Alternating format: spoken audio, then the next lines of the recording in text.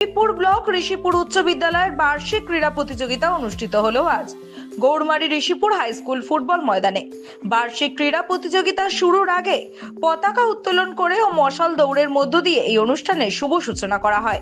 এরপর এলাকার বিশিষ্ট অতিথিদের উত্তরীয় পরিয়ে এবং ফুলের তোড়া দিয়ে বরণ করে নেওয়া হয়।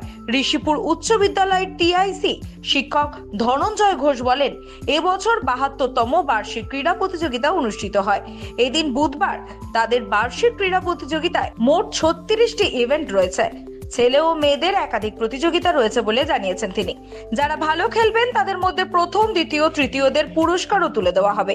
ঋষিপুর উচ্চ বিদ্যালয় বার্ষিক ক্রীড়া প্রতিযোগিতা অনুষ্ঠানে উপস্থিত ছিলেন ঋষিপুর উচ্চ বিদ্যালয় টিআইসি ধনঞ্জয় ঘোষ, স্কুল সভাপতি সনোজ ঘোষ, নারায়ণপুর বিএসএফ এর ১২ নম্বর ব্যাটালিয়নের উচ্চ আধিকারিকরা এবং ঋষিপুর গ্রাম পঞ্চায়েতের প্রধান শান্তি শিকদার সহ অন্যান্যরা।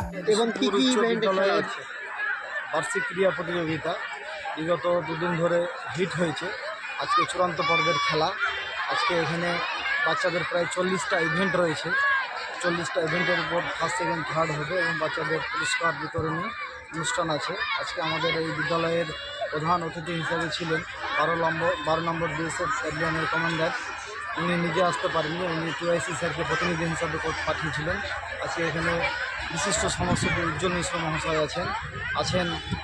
এই অনুষ্ঠানের প্রথমেই ছিল আমাদের আকর্ষণীয়, যেটা হচ্ছে মশাল দৌড়, এবং মশাল দৌড়ের পর বাচ্চাদের মাঠ পাস এবং বিদ্যালয়ের যে ফ্ল্যাগ আছে সেই ফ্ল্যাগ উত্তোলনের মধ্য দিয়ে আজকে এই খেলার শুভ সূচনা করেছি। প্রায় ৪০খানা ইভেন্ট রয়েছে। তাদের আমরা বাচ্চাদের প্রয়োজনীয় সরঞ্জাম, যেমন টিফিন বাটি দেওয়া হচ্ছে, যেটা বাচ্চাদের যাতে প্রয়োজনে কাজে লাগে।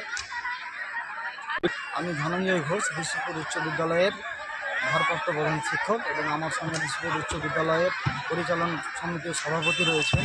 উনি কী বলবো, স্কুলের একটা অবিচ্ছেদ্য অঙ্গ।